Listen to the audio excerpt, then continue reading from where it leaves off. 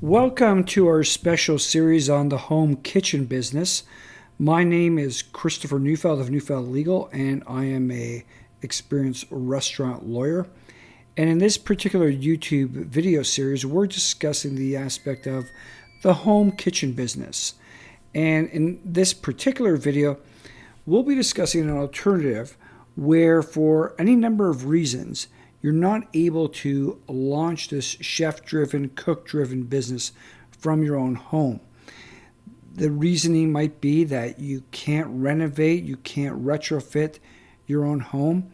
You might be living in a condominium or an apartment building that simply will not facilitate those changes, and more importantly, has specific rules that preclude you from undertaking such a business enterprise from your own home. The other problematic situation is where your own locality, whether for zoning purposes or for health department purposes, makes the cost of retrofitting and renovating your home kitchen cost prohibitive, or at least initially inappropriate. You might be having to install additional sinks. You might have to be putting special flooring in. You might have to put special gartering in. In those circumstances, you, at least at the outset, you may not want to do this complex renovation, retrofit of your kitchen or an alternate part of your house, because you might have to have the commercial kitchen, as we speak, in a separate part of your house, which could cause its own problems depending on the situation. So what do you do then?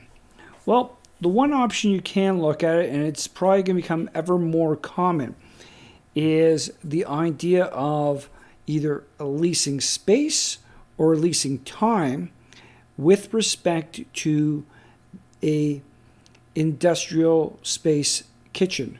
So what am I talking about?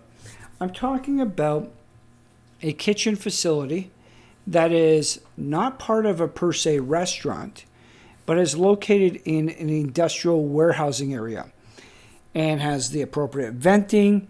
You may be renting the stoves, the dishwashers, the sinks on a per hour basis, per half day basis, or some arrangement like that, which allows you to operate the business per se. You might alternatively simply look to lease the space and then simply bring in your own equipment and operate it out of this space.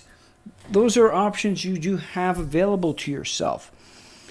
It might be a pretty good scenario whether it's later as your business grows, or if you're even developing the business and you can only rent it for certain hours, certain occasions until your business picks up. You might have only several days a week where you initially start off, and you might focus on the evenings. But this is an option that is available to yourself, and something that you should explore if this is of interest to yourself. Because now, with the onset of food delivery systems, which are, because of this coronavirus pandemic, have become more significant, more financially successful, they will be around for quite some time. The opportunities will exist for yourself.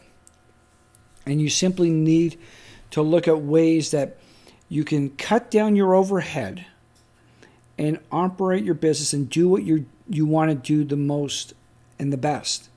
Because what it allows you to do, now that you can't use your home, you can't use your apartment or your condominium to do this operation, you're in an industrial space.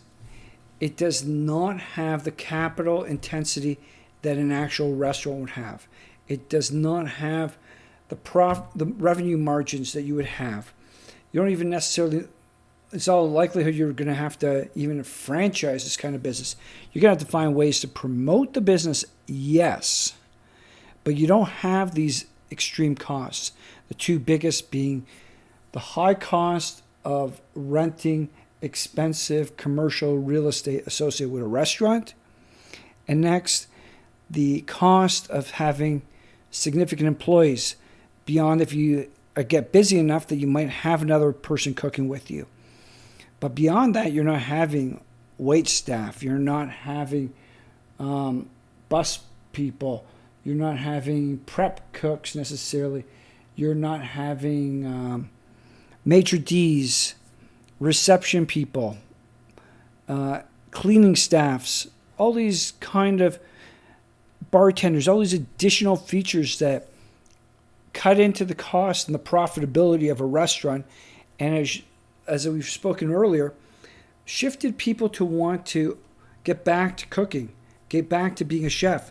And this is what this allows, because now you're moving back and you're simply cooking, you're simply preparing meals, and you've got it in a business model where you can simply fit into it and work off of that.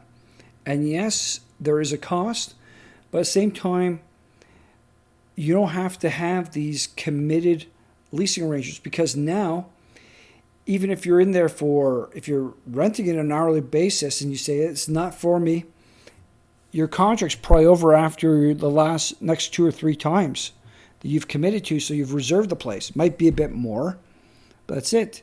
If you're actually renting the space, you can easily rent these spaces and keep your equipment, and as long as the location's retrofit, start off with a short period of time. And then you're out of there. It's not much of a burden if you step away. All you've done is you've taken a whole bunch of equipment, put it in, put it out.